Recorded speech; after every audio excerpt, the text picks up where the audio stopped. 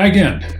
We're going to switch now from a number of weeks in this class where we've described pretty much exclusively the cardiovascular system from the perspective of the vasculature, the vessels, and the heart itself, the pump of the whole system. We're going to switch now to another important system, and that's, of course, the lungs. So they're a part of the vascular or cardiovascular system. We've talked about their general function. That shouldn't be anything new. But now we're going to dive a little bit into the details over the next few lectures and really try and understand the usual pathway that we've been following throughout the semester. We're going to start with function. We're going to start with structure. We're going to get into function, and then we're eventually going to get into control and the regulatory regulation aspects. How do we decide how deeply to breathe, how often to breathe? What's the process of breathing, and most importantly, of course, of the gas transfer that is the motivation for breathing. So we're going to try and walk through all those things, again, over the course of several lectures. As usual, we're going to start at this point by spending some time describing the structure of the respiratory system, and that'll give us the starting point, the framework with which to move forward. But first, I thought a few slides, at least a few pictures, a little bit of discussion about what this system does is a good lead-in, maybe. Most of this probably you've heard before, I'm guessing, but if not, this is a good place to get caught up again. And so the image you see here is one of sort of a cartoon, of course, showing the overall process of the respiratory system and how it works. So we have air coming in through the mouth, passing through the bronchi, splitting into two sides, to one lung or the other. We're showing just one lung here, and then we're showing the circulatory system that we have talked about and how it interfaces with that lung. And that's, of course, where all the gas transfer happens. And there you see the oxygen, the CO2 kind of exchanging. They don't change places. We'll get to how they're transported. They have different mechanisms by which they're carried in the blood. But once they get to the lungs, they're gases, and they mix in with the gases that we in and exhale. The other diagram is kind of useful in that it really shows partial pressures, and we'll talk about exactly what that means in a little bit, but basically you can picture partial pressures as kind of like concentrations. So we have partial pressures of, in the red tracing, the air that's bringing in the air coming in and going and passing, and the oxygen passing through the body into the tissues. That's the red, and then the blue, of course, is the CO2. And we see a progression as we move through the different tissues, so at comparable sites in the lungs going to the tissues. So the outside air, that's the leftmost, that's the natural concentration, if you will, or partial pressure of these two gases in air. And of course, we know oxygen around 20%, 21%, CO2 is down below a percent. Those are the very typical concentrations in air. And then as we move into the lungs, we already see a decrease in the concentration of oxygen by the time it gets to the lungs. And you might ask yourself, well, how does that happen? And we'll come to that. It has to do with moisturizing the air and saturating the air with humidity, with water vapor. And that, of course, results in a lower concentration of oxygen by the time it gets to the lungs. And then, of course, it transfers from the lungs to the blood. And we see that's a nice, pretty straight line, just kind of, reassuring that most of the oxygen, once it gets to the lungs, will move into the blood. So the partial pressure stays very similar across that barrier. And then, of course, it drops once that same blood, or the oxygen being carried by the blood, reaches the capillaries. That's where it's transferred, goes into the tissues. And then we see, of course, it's at its lowest concentration in the tissues. And here you can picture muscle, picture something that absorbs oxygen and uses it for metabolism in order to generate energy to do something useful in our bodies. So the concentration of oxygen obviously continuously goes down as we go from the outside air into the tissues. Inverse to that, of course, is the CO2. So the CO2 concentration is very low in the outside air, but we can picture this going from right to left because that's really where we see the highest concentration of CO2 is in the tissues. That's the byproduct of the metabolism. That transfers through the capillaries into the blood. And there's a little bit of a small change in partial pressure there that we'll talk about. And then we get to the lungs, and then even at the lungs, it's still at a much higher concentration than in the outside air. And so that's why we exhale, or why when we exhale that CO2 overall leaves the body. So that's kind of the high level picture of what's going on. And our job is to understand how all those little pieces work and why all those little shifts happen in between the various parts of the anatomy and what's really happening there in terms of moisture and CO2 movement and all those kind of fun things. So there's lots here to learn, but that's the big picture we really have to explain. Here's another figure that I think also conveys the same story, puts some numbers behind it. So it puts partial pressures here in terms of millimeters of mercury, hence these are pressures, of course. So in the air we have, this 21%, we're kind of used to that number, but now we have it converted into partial pressures. And that's becomes 21% of the atmospheric pressure. There's nothing magic here. There's just another unit system. So we have 150 millimeters of mercury as the partial pressure of oxygen in the outside air. And the concentration in the lungs is a little bit lower. Again, that's going to be made up through water vapor. And then that oxygen diffuses. This is why this diagram is also useful to keep in mind, because diffusion, as always, plays a role.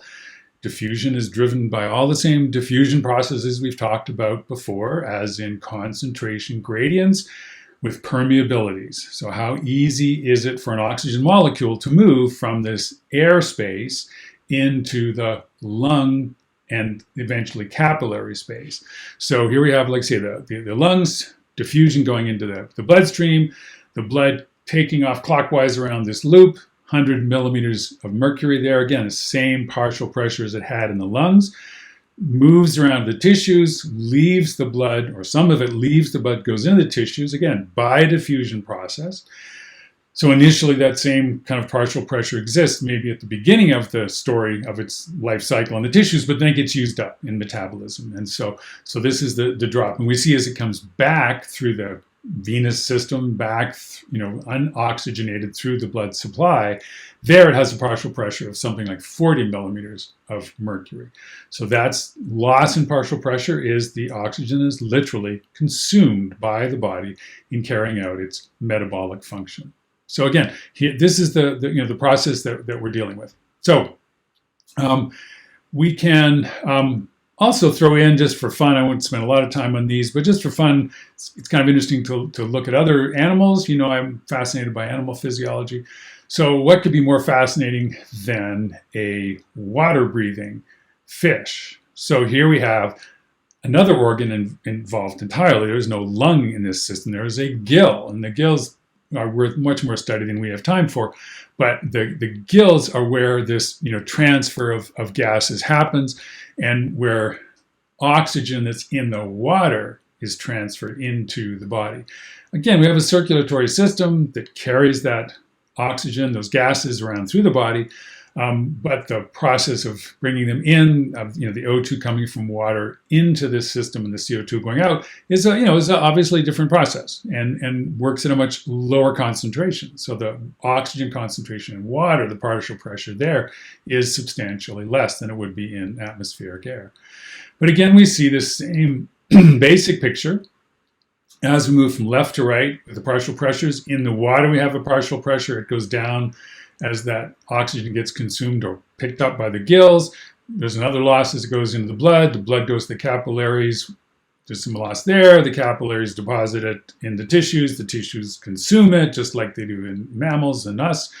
And the reverse is true with the CO2. It's a higher concentration in the tissues and makes its way back out into the external environment. Well, this time not into the air, but into the water. So this is CO2 concentration in water. And again, I wish we had more time to spend on these, but many of the same things apply. You still have diffusion, you still have all the same processes, but there are different mechanisms involved, and we should be aware, at least vaguely at this point, that there are these different ways of breathing for different species. Now let's move back to mammals. Here's another image showing the respiratory system again from a high-level view, this time with some transfer or some transport mechanisms involved. And we see some more details here. We see how CO2 is involved in a reaction, a chemical reaction that binds it and allows it to be transferred. We also see there's oxygen that gets bound up by hemoglobin. So we're starting to see a little more of this detail about the gas transfer, and we'll definitely come back to this. And again, we see overall a similar picture: lungs, alveoli, transfer these gases through the blood supply and then back out again. But just again, some more numbers incorporated into that. So it's useful to have a look at these, make sure by the end of this couple of weeks that you understand all of what's going on here and what all these reactions are, what all these processes are. And each one of them, like I say, we'll spend some time dealing with and talking about as we go forward. Now let's talk about the structure. That's what I promised we would spend our time doing, anatomy, basically. So most of this, the high level, I'm sure, is clear to us at this point. We have a mouth and nose, and they bring air in and transfer it through the trachea. You've seen a trachea of a cow. You've seen how the trachea splits and goes into the lungs. You've seen lungs up close and personal. You've inflated them, so you have some sense of what they look like, at least in a cow, which is clearly somewhat different from us. But a lot of the same essentials are there. We're all mammals in the same club. And you can see here some more details, some anatomical details of the different lobes of the lung. You saw in the cow, there were clearly separate lobes of their lungs. And here you see the typical organization of lobes in the human. And their upper, middle, right, all these sort of things. And you also see, the proximity of the lungs to the ribs. That will become very important when we talk about the mechanics of breathing. You also see the diaphragm coming up or sitting, but it's basically what the lungs sit on top of. And of course, the diaphragm, as you know, is very important for breathing. And you can already picture what would happen if either the diaphragm dropped or the lungs expanded when we breathe. And that creates this negative pressure that causes breathing to occur. And again, we'll get into more of those details. But this is the anatomical structures we're dealing with and all the key elements of it. So again, make sure you're familiar with all of that. Now, in your textbook, in lots of treatments of the respiratory system, just like with the vascular system, where I talked about a transport system and a delivery system, transport being like the superhighway, is the car just moving but not really picking up or dropping anything off, or the truck that's going to or from a store or a depot where it picks up materials. The whole time it's on the road, there's no transfer of material and nothing actually moves. It's just, things move, but the contents don't move. The vehicle moves. And that's the same with the respiratory system, as we'll see. And just like with the circulatory system, we have what I called back then a delivery element as well, which is where things really move from the car to somewhere else, to a home. People get in and out of the car and go into their homes. Materials are dropped off at stores, that sort of thing. So respiratory system is also useful to think about in that way. The words that they tend to use are a little different from what I've been using up to now. You'll see this again and again. You'll see this conducting aspect, and then you see the respiratory aspect. In fact, the anatomy, as you see in this diagram, is divided into the conducting zone and the respiratory zone. And that's not unusual nomenclature. I have my problems with it, because when I think of respiratory, I think of the whole system and not just the transfer of gases, but who cares? The point is that there are two different pieces, and all the transport, the movement of air that happens in the trachea, in the bronchi, in the bronchioles, that upper part of this figure, all that is just movement of air that serves no purpose, right? Just like cars on a highway, you could indirectly, sure, they serve some purpose because they get worn down and they keep mechanics busy and consume gas and keep the oil and gas industry going, whatever. But the point is that there's nothing useful in terms of their primary function, which is to deliver materials, or in this case, gases, to the tissue. So we have this conducting zone, and then we have the respiratory zone. In the respiratory zone, we have some in-between pieces, these respiratory bronchioles. So there's small bronchioles, so bronchi become bronchioles, just like arteries become arterioles. And there's some gas movement that happens there, but the bulk of it happens either in the alveolar ducts or especially in the alveoli cells. Those are obviously the organs where transport happens, or where delivery happens, where delivery or respiration, according to this, happens. So there's a natural way to think about it, and an important part to keep straight. And we're going to deal with each of these two segments of the system separately and talk a little bit at least about their function and structure. So this shows the aspects of this, conducting systems, this conduction zone. So here we see in more detail the trachea, the various elements of the trachea. This should, sort of looked like what you've seen in the cow, right? You didn't go all the way down to the smaller lobes, but you certainly saw these first and maybe second branches. You have some sense of what this really looks like, but that's the high-level structure. Again, upper lobe, lower lobes, it's all sort of sensibly named. A key thing I will mention here that you should be kind of waiting for almost, because of the parallels with the vascular system, is how do we control, or what are the mechanisms by which we can eventually regulate the airflow? What determines where the air goes? Just like with the blood supply, we had smooth muscle that surrounded the vessels, especially the arterioles, and opening and closing of those arterioles was controlled by that smooth muscle. We have smooth muscle also in the bronchi, in these lower parts of the bronchi. So there are points of regulation, points of control, points that say the air should go here and not here. And we'll, again, touch on this topic. There's some very interesting aspects to how air gets parceled up and sent, because it isn't uniformly distributed over the whole lungs in every breath we take.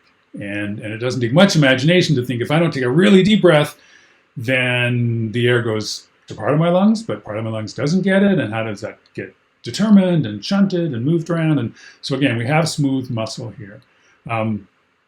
This is also what eventually allows us to deal with various respiratory diseases that maybe cause a constriction of the smooth muscles and limit our ability to breathe, and hence the substances, the artificial drugs literally that we take, the inhalers, for example, we might take to help us relax when we have a constriction, an unwanted constriction of those bronchi.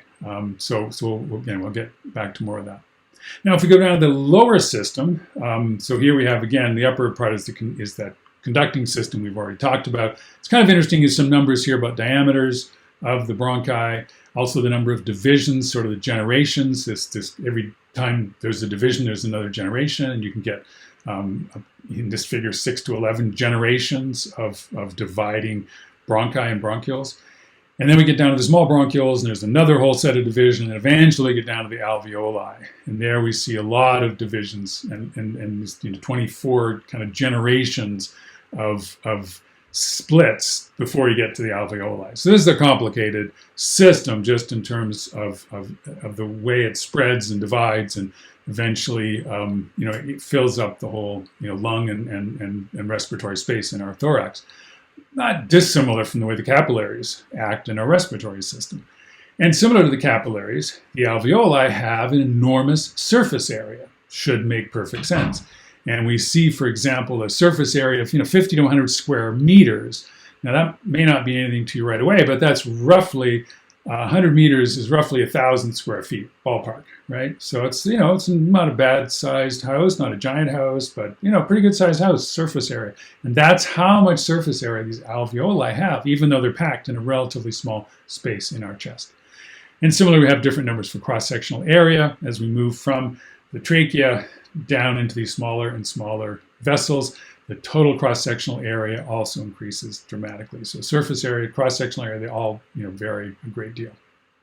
So that's kind of the high-level structure that we have. Now I want to spend just a little bit of time talking about a couple of functional things that hopefully will be a little surprising, maybe new. And that is that when air passes through that conducting system, so through the pipes that get it to our alveoli, there's a lot going on. Just like interstate highways have on-ramps and off-ramps and controls of various sorts and fences and who knows what else going on there. The same, well, different, but similarly, there's also function occurring along those airways. And we can picture it here, as in this diagram, a pretty complicated story. So at the top is where the air is moving by. So at the top, and you see these dust particles. So we assume, as often is the case, that we're breathing air that's not perfectly pure. So there are dust particles or pollen particles or something in it. Now, those particles actually get picked up mostly by kind of an adhesion mechanism by this mucus layer. So these, and some of you noticed this and noted it when you were exploring the cow bronchi, that there was sort of a slippery liquid almost on the inner surface of the bronchi, of the pieces of this conduction system you could get at. So this shouldn't be a total shock. So this mucus layer has a purpose, very important purpose. Below that's another watery saline layer. And below that is really cool. There's a bunch of cilia, right? These little hairs. And these hairs are also doing something very functional. So they are moving whatever gets trapped in this mucus. They're kind of moving it like a bunch of oars, kind of moving it along back toward the throat, back toward the mouth, in order for us to swallow it. I don't want to be gross, but swallow it, spit it up, whatever. So you know what it's like when you're in a very dusty environment and you just feel compelled to cough. And that coughing is expelling some of this mucus that is loaded up with particles that we don't need in our body. So this is a great defense system for larger particles, dust particles, pollen particles, things that we don't generally need. Smoke particles from, let's say, tobacco smoke, they're much smaller. And the smoke that we get from forest fires, they're much smaller. So we worry a lot more about those. But the bigger particles, they will often get trapped in this mucus layer and then move through these cilia back toward the mouth to be coughed up and expelled or swallowed or whatever we do with them. And you see, of course, the cilia below that they're just connected to cells. There are these columnar epithelial cells that make up the lining of these bronchi, of this conducting tubes, and they provide the energy and move the cilia and provide all the action that we see there. So this is a pretty complicated system there for what one could argue is probably just a pipe, right? And it's very advantageous, at least, that these mechanisms are in place. And anything we do that disrupts that, of course, leads to pathology. So when the mucus layer, for whatever reason, is too thick, it builds up too much sometimes, and it will limit the cross-sectional area of some of our bronchi, or maybe gets stripped away by some chemical means. Maybe we inhale something, breathe in something that breaks down that mucus layer, and that then leaves us with fewer defenses against incoming particles. There's a whole other layer I won't get to talk about. It's really immunology, but there's an immunological aspect to the bronchi as well. There's actually a mini sort of first-order immune system. This was really important. I learned about this during the pandemic because even the small particles that we were potentially inhaling, carrying the virus that caused COVID, that could also be picked up and defended against by a first-order immune system that lives in this conduction system. So there's a lot going on here. Again, people spend their whole lives studying this particular aspect. Another piece I mentioned before, I'll bring up again here because this is where it actually happens, is the air that we breathe in is ventilated. That's why I say this is air conditioning. So we have an air conditioning system here. So it gets rid of the big particles to the cilia, the mucus layer, all that good stuff. But the water layer and the water that's in the mucus also hydrates or vaporizes and humidifies the air that we breathe. So it turns out that the air, by the time it gets to our alveoli, has been fully humidified to saturation, and it's been warmed to 37 degrees Celsius, right, our body temperature. So it's at 100% humidity, saturated, it's a very muggy place inside your lungs, and it's hot, 37 degrees, 98.6, right, it's a hot place. It's like Houston, right, when you picture life or what it's like to be inside an alveoli. So this is, this water management and this humidification is also very important. And of course, it's why when we breathe out in cold weather, we see water vapor in the air, because that water vapor condenses in the cold air of a cold day of the winter, and we literally see it. During warmer times, that vapor just leaves as vapor, stays as vapor, and goes into the air and adds a little bit of water vapor to it. So that moisture management, again, we'll come back to in a little more detail, but it's an important piece of what this very simple set of pipes, arguably simple but not simple at all, is able to carry out in transferring that gas into the alveoli, where the transfer can actually occur. So it's a complex system. So that's the conductor part of the pathway. Now we come to the respiratory or the exchange, whatever you want to call it. Now we go down and you see here on the left side, we have the conductor system going down larynx, trachea, all these various things subdividing up to 24 generations of division till we get to the alveoli. The other diagram shows what the alveolar structure is and includes also the vascular structure. So this is important for obvious reasons, that we have the air and the blood that's going to pick up or drop off that oxygen and CO2 respectively, that they're in close proximity. And so here's, again, a cartoon that shows the structure of the alveoli, the little balls, roughly, that are where the air goes. And these balls, of course, expand and contract, as you saw in the cow heart. And then you see the vasculature that surrounds them. So the vessels are very small. The capillary vessels are very small, of course, and they completely or almost completely surround the alveoli, maximizing the surface area that they share, and then minimizing the distance between these two spaces for obvious reasons, because again, diffusion has to happen here. And for diffusion to work well, the distance is short, or should be short. Shorter the distance, the faster things move. And there has to be a high permeability to whatever is to be transported, in this case, the gases. And so bringing things in close proximity, very thin walls between them, enables the transfer of gases. And that's what we'll see in a second. I'll show you some micrographs. But first, we also need to understand a little bit about the alveolar cells themselves, the cells that make up the alveoli. The alveoli are sacs, but they're not individual cells. They're made up of individual cells. And there's actually 3 different types.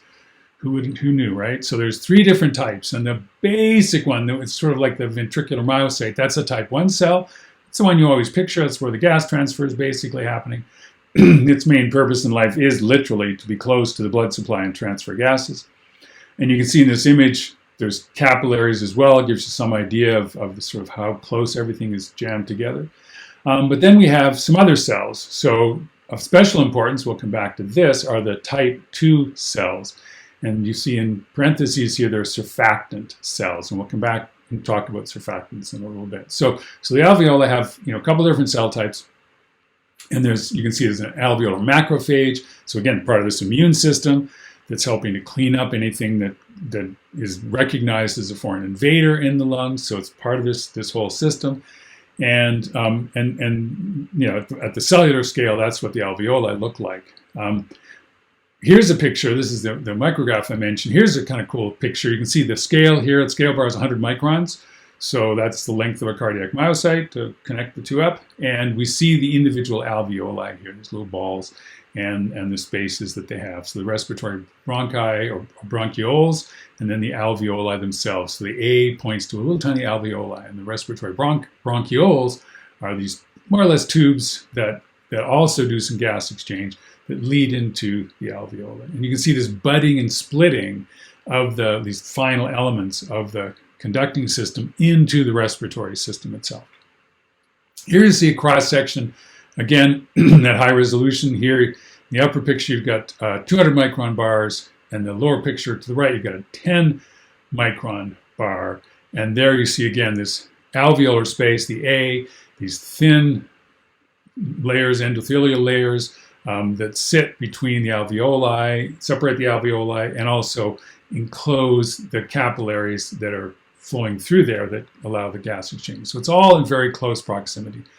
Here's another picture, again, cartoon this time, showing the various elements, the alveoli with their membrane, the vasculature, also the lymphatics. Don't forget the lymph system is always running in parallel.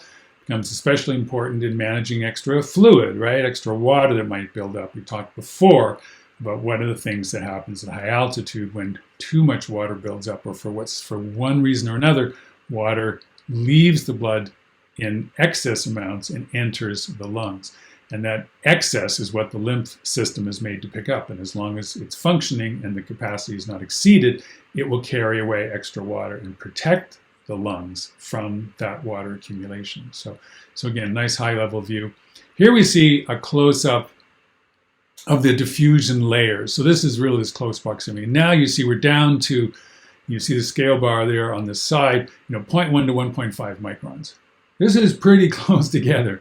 And there you see a red blood cell on the top, like this giant red blood cell, and compared to this very thin membrane that exists, or set of membranes, between the endothelial layer of the vasculature of the capillaries and the basement layer and the endothelial lining of the alveolar space. And you see, again, this surfactant word, and again, we'll come back to that. So this gives you an idea of just how closely spaced things are, and you see there's some different substructures here, important substructures, these pores of Cohen, for example, that make up You saw that in the micrograph, that are sort of strands that hold the individual cells together that make up the walls of the alveoli. So there's a lot of really cool structure here. You can imagine how delicate it is, which is why the lungs are protected. They're protected from dry air, they're protected from cold air in general. All these things to protect them in this little, environment, microenvironment that they live in that allows for this efficient transfer of gases in and out. And this transfer, like I say, is very thorough, very complete, close to 90%. In the case of the oxygen, you saw closer even to 100%. So it's a very efficient process. And we can say things like 80 to 90% of the alveoli are actually covered with vasculature. So it's sometimes we talk about these things as sort of picturing like a almost infinite, a very big 100-meter square sheet, if you will, that separates the air side from the blood side. And sometimes you'll see these kind of descriptions as we sometimes try and quantify this transfer mechanism and the blood flow and different aspects of it. So that's enough to get you started. Thanks so much for your attention, and we'll see you again soon. Bye-bye for now.